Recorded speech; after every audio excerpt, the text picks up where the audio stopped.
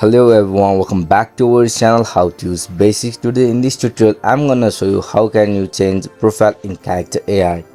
First open app Character.AI on the device and make sure you have logged into your Character.AI and have a character. If you have a character, you can see this interface and tap on into your character which you want to change profile. After tapping a character, you will head to the message box and tap on the top of a character, and in this interface you can see many options, but directly click into edit character. After tapping an edit character, you will head to this page and you can see tap to edit photo for your character.